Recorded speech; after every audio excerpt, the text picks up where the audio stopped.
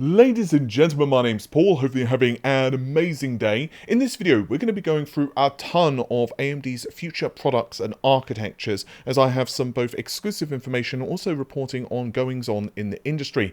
We're going to be touching on Navi 31 and Navi 33 from AMD's upcoming RDNA 3 lineup. Then we're going to move on to future APUs and finish the video off with Zen 5. I've got to tell you guys, while Zen 4 is looking to kick ass, Zen 5 is probably going to be one of the most important architectures that AMD have released for CPUs, and it's really cool. And we're going to get right into that after this message from the video sponsor, which is going to be really interesting for those of you who are looking to build a new PC over the next several months, because you can get yourself a cheap Windows key.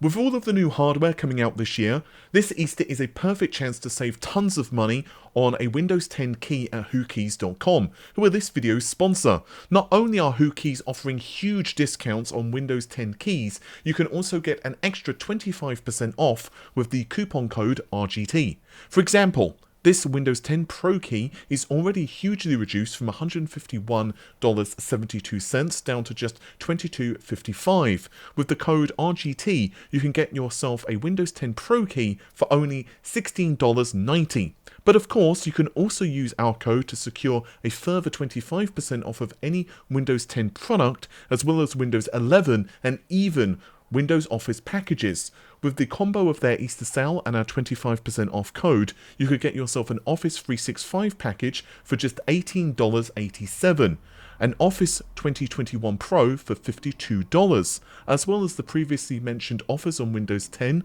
with various options available to suit your needs. Activating the promo code is really simple. Just navigate to the product you want to buy, click buy, and you'll be led straight to the basket where you can add any discount codes, and it will automatically take 25% off. Then you just need to complete the purchase and the code will arrive in 3 to 5 minutes. As I mentioned earlier, Whokeys are safe, legitimate and tested Windows 11 keys available for purchase for just $22.50 with our discount code. You can also purchase a Windows 10 key and then upgrade for free to enjoy those Windows 11 benefits. So while they do have a huge variety of different Windows and Office packages available over Easter, they also have a wide range of Steam games, PlayStation Store gift cards, as well as daily deals. So head on over to whokeys.com to save a further 25% off in their Easter sale with the code RGT. Click the link in our description to see the full library of offers from whokeys.com this Easter. So we'll start things out with Navi 31. It's going to be the flagship, of course, which is going to power the highest end SKUs, which will compete against Nvidia's RTX 4080, 4090, and so on in the Lovelace lineup. Now, Navi 31 is going to be an absolute beast, and we've known for quite some time now that it's chiplet based. So let's get into some of the information that Grayman recently leaked on Twitter, and then I'm going to provide you guys some clarification as to what I've been hearing from my own sources. So let's start things out with the basics. We have two GCDs. These house, the work group processors, the compute dies, basically everything from ray tracing, raster, and so on and so on. There are 4 MCDs, so these are basically the Infinity Cache, and then finally one IC die. This is basically for inter-die communication. It's basically the IOD. Now, the MCDs are connected to the GCDs via TSVs, so that's kind of obvious that it's going to be using through silicon vias, but anyway, the MCD themselves are 64 to 128 megabytes per MCD die. Again, there are 4 dies total, so you can think of it as either 4 times 64 or 4 times 128. The top-end Navi 31 SKU is 256 to 512 megabytes. 512 megabytes, according to what I'm hearing, is more likely, although I've still had a couple of sources tell me that it's possibly 256 for the highest-end SKU. And it all comes down, of course, to prices and various other things. Now, I think that this information is still a little bit out of date. I think at this stage, AMD have probably made a decision, but basically, to my personal understanding at this point, I think that 512 is probably going to be the flagship, and then smaller amounts of MCD is going to be configured for the lower end SKUs. We'll get more into that in just a moment. So, continuing on though, To my understanding, the GDDR6 buses are connected to an MCD. So basically, each 64-bit GDDR6 bus, if you will, is connected to an MCD. I'm not exactly certain how this is accomplished yet, but this is now two sources that have told me this. As for GCDs, each GCD features 3 shader engines. Each shader engine sports 10 workgroup processors. So there are 256 shaders per workgroup processor, and therefore each GCD has 7,680 shaders. So basically this has changed pretty much from how compute units used to work for RDNA 2. Basically the compute units are no more, and rather than 128 or 2 compute units being in each workgroup processor, like let's say the 6800 XT or other cards in RDNA 2, this is all gone now, and essentially now there are 256 shaders per workgroup processor. The flagship Navi 31 SKU then will therefore house 15,360 shaders total. Again, these are the I/O die, which is for chiplet to chiplet communication. And as for the memory configuration, it's a 256-bit bus GDDR6 with 16 gigabytes of memory. I'm told that 32 gigabytes will be for Pro variants. There's also the possibility of a 32GB Halo SKU, although personally I wouldn't be too hopeful on this.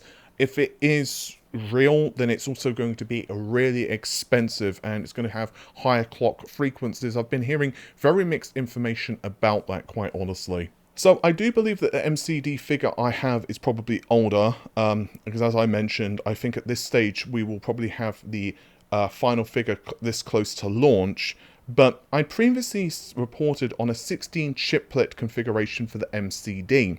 Now, from my understanding, this design was actually considered early on, but it was scrapped due to manufacturing difficulties and costs, hence the now larger MCD sizes. Essentially, the more MCDs increase the likelihood that an MCD could become defective, and also that the TSV, which obviously again is connecting the MCD and GCDs together, this could basically fail, so yeah, they would want to reduce that failure rate as much as possible.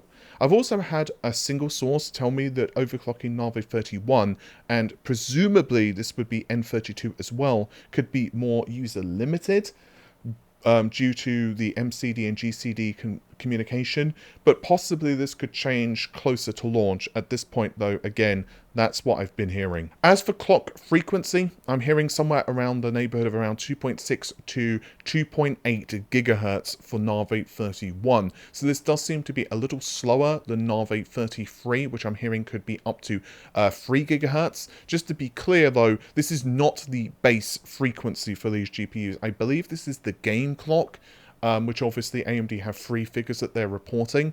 So I'm thinking somewhere around the neighborhood, just for the sake of this video, I'm going to say around 2.7 gigahertz, which is a small increase in clock frequency. But again, we have so many more shaders, so there's so much performance on the line. Now, I've also been hearing reports of a cut down Navi 31 SKU. This makes sense because flagship products, you know, for example, Navi 21 is using the 6900 XT, the 6800 XT, as well as the 6800. So it makes sense, of course, that they would also cut down, have cut down variants as well. So I've been hearing of one variant which features 6,144 shaders or 24 workgroup processors per GCD, and furthermore would sport either 384 or 192 megabytes of Infinity cache. Now, the performance has been one of those things that just keeps going up and down quite a lot. Initially, I reported of a target of 2.5 times for RDNA 3 over Navi 21. But then basically it started to get a little bit insane. Basically, when we started to hear the number increased to 2.6 to 2.8 times, and then we heard 3 times for the latest figures. Now, I personally believe that there's just basically been confusion between the FP32 and the raster performance. I think that 3 times is real, but I believe it's more likely to be the FP32 performance. And you can start to do some very easy maths yourself on that by just taking, you know, the number of shaders and then multiplying it by the clock frequency and then doubling, and you can kind of see how that would be roughly 3 times that of the 6900 XT. Ray tracing performance is considerably improved. I've mentioned this several times at this stage, but I also have had a single source now tell me that Sony's recent ray tracing pattern is likely inspired by AMD's new IP. Honestly, you know, a new PlayStation console using AMD's graphics IP for ray tracing just makes sense. It's not very likely that Sony would just design its entire ray tracing, you know, method itself, given the fact that it licenses, you know, the graphics tech from AMD. So I suspect that this is most likely true, and of course, discussed this pattern several times at this stage. I think that the ray tracing performance of the GPU is probably going to be somewhere in the neighborhood of around 3 to 4 times faster.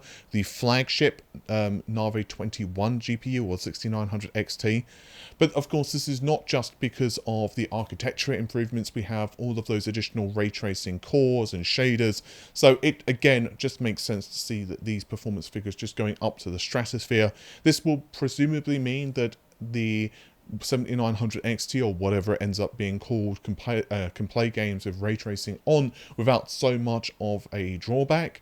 I think most would agree that if you own something like a 6800 XT, you're going to be a lot more selective with ray tracing effects, and obviously to compete with Nvidia's Lovelace architecture, AMD needs to do quite a bit, because at the end of the day, ray tracing is becoming more and more important in the marketplace. I don't have super amounts to say of Navi 33, you can watch my previous video, but basically the performance targets for raster are on par with the 6900 XT. Predominantly, we're seeing improvements in ray tracing. It seems almost certain at this stage that 8GB is going to be used in these cards. Pro cards have 16GB. It's potentially possible that we could see an increased number, but only if AMD feels ultra threatened by, let's say, the RTX 4070 or something like that. I'm told that the SKUs themselves will have a very mobile first design, and this is going to be kind of notable in the TDP figures as well. Now, to my understanding, and you can see this on the specs that I've thrown together here, it does seem that it's going to only be an 8-time slot that is required. This again makes sense given the performance targets of the GPU, and also it's the fact that it's a mobile first design. The only negative, of course, is if you're running this in like a PCIe Gen 3, you know, system, let's say you're running it with like a 9900K or something like that, which honestly, this GPU wouldn't be out of place with that type of performance. Like, it's basically the same thing as saying, okay, putting the card with a 6800 XT, so putting a 6800 XT with like a, you know, a 10900K or a 9900K or something like that, you may start to see performance degrade a little. It will be very interesting to see how all of that plays out. I also want to touch on prices. Now, I want to stress prices can change a lot really quickly. And this is particularly true given the fact that prices have just been so volatile in the market. And I suspect both AMD and Nvidia will be on a blink first approach. But I've personally been hearing that the Navi 33 SKUs are probably going to be around $400 to $500 US, which is going to be quite comparable to what Nvidia are apparently doing with cards like the 4070. So it's not super cheap, but it's not bad as well. I think, honestly, historically, just looking at what the companies have done, this again makes some level of sense. Navi 31, though, I'm not so hopeful it's going to be cheap. Basically, I've been told everything from high $1,000 to low $2,000 from sources. A single source has told me that AMD doesn't want to go too crazy. It doesn't want, quote, Halo prices. However, I do think there could be some confusion because of the Pro variants, which again have 32GB of memory.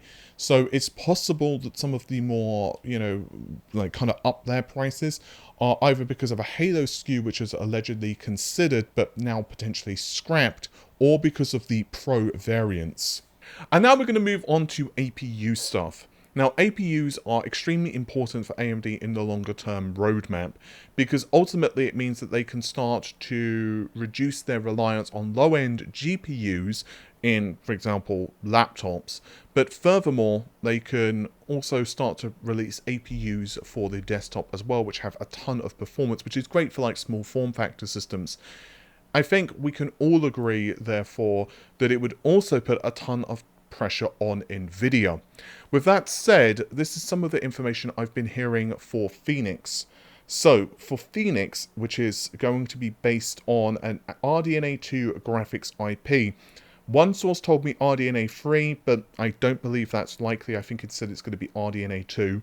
There's going to be a big increase in CU count. I've been told between 16 to 24 from one source, and source 2 told me 16 CU plus. Again, as I mentioned a moment ago, it's designed as an alternative to lower performance discrete GPUs in both laptop and mobile. Two sources have told me that it's DDR5 and LP DDR5, no surprises there. A single source has also told me it's LP DDR5X, potentially. What I'm less certain about is the information for a new caching system. I've been told that it's not Infinity Cache, but more likely to be some type of unified GPU and CPU L3. I've basically got a lot of mixed messages for this, because I'm not sure whether it's the whole Phoenix lineup, specific SKUs, or instead Strix Point, which will be its successor.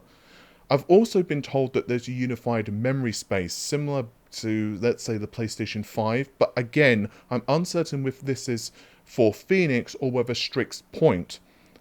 Two sources have told me it's for Phoenix, and one source told me it was for Strix Point. I'm also going to throw on screen a whole bunch of AMD APUs. This is what has been told to me by a single source, so I cannot get corroboration yet from others.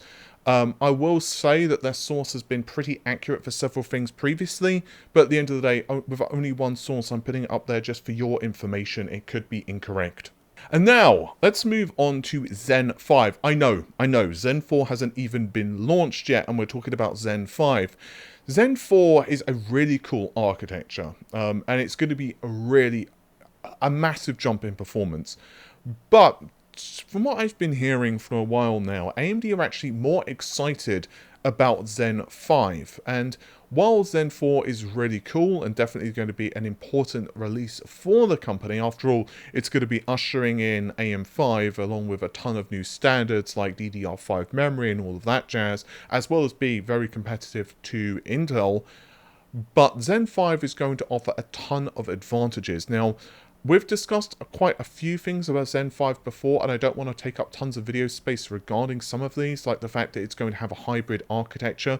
So this is going to feature Zen 4 cores as well as Zen 5. The Zen 4 cores, though, the Zen 4C, it probably will not be in desktop SKUs, at least in the traditional ones. APUs possibly, but I think something like, just for example, the 5950X, or its equivalent in Zen 5, let's call it the 8950X, it would not feature the low power Zen 4 CPU cores. This seems to be basically for laptops and that type of thing, and it's going to be very similar to Zen 4, that we know and love. I mean, it's not released yet. However, I'm hearing that the L3 cache has been cut, basically. But for the Zen 5 architecture, I have also been told a few very interesting things. So IPC gains are greater, according to multiple sources, than Zen 3 to Zen 4. I'm hearing around 30% single thread at the moment. That's average. I've heard a little more and a little less, so I'm just going to average it out for this video for 30%. I've heard, though, that there are some really big changes to the caching system. So a really big change for Zen 5 is that L2 cache is unified across a CCX. Now, I don't know whether the total remains the same. So, for example, Zen 4, we're increasing the L2 cache to 1 megabyte. So, per CCX, you would have 8 megabytes total, but each core has an independent L2 cache. To my understanding, this is going to be changing with Zen 5, and basically L2 cache is almost going to be a little bit like L3 in that respect, in that it's going to be across the CCX. Now, I've also been told that L3 cache for Zen 5 is seeing a huge change. Basically, that it's going to essentially be stacked with all of the CCXs being able to access it.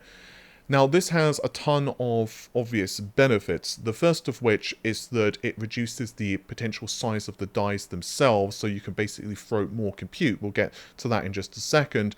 And it also has obvious latency advantages as well. Now, I don't exactly know how this is going to work across different product lineups, and it will be interesting to see how all of this plays out.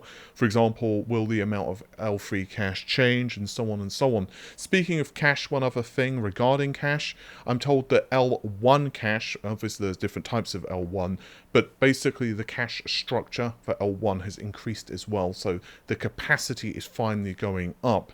As for the performance, in terms of core count, I've heard basically it's going to double. So for example, the flagship SKU for Ryzen is going to go from 16 cores up to 32. And you can just see, you know, the potential here. It's going to be absolutely ridiculous in terms of thread count. I think that at that point, AMD they're just kind of forced to, because ultimately they're going to be facing a lot more competition from Intel. Obviously, at the moment, Intel have Alder Lake, and we can argue all day long, you know, 5800X3D versus whatever Intel processor. And then obviously we've got Raptor Lake versus potentially Zen 4. And there's going to be the stacked chiplet version of Zen 4, which features the 3D cache. And obviously that's just going to continue and continue. But one thing Intel now have is basically the core/thread count advantage. I know to some people it's like, well, those are performance cores and it's a whole thing. But AMD does not want to be behind in thread and core count, and obviously they will want to claw that back. That's kind of a deeper topic, but I'm pretty certain at this stage that AMD will be raising the core count. In fact, I was told, and I've reported this a couple of times, that Zen 4 did actually have a higher core count version, but they are not releasing it. I'm guessing it was only in simulation and they never actually intended. Perhaps it was something to do with them testing out something like the stacked L3. I'm not really certain. But again, I do believe that AMD will be increasing the core count at the time that I don't know if they're going to be the Ryzen 8000 or 9000. I've also heard some theories of a refresh of Zen 4, but it's potentially going to be the stacked 3D V-cache, which, you know, would kind of make sense because it would be a refresh of sorts. So potentially that could be the Ryzen 8000 series, or maybe it will be Ryzen 9000 for Zen 5. It'll be really interesting to find out, won't it? With that said, thank you very much for checking out the video. Hopefully you have enjoyed it. If you did, then of course you know what to do. Leave a likey on the video and subscribe for more. I'll see you soon. Take care of yourselves. Bye for now.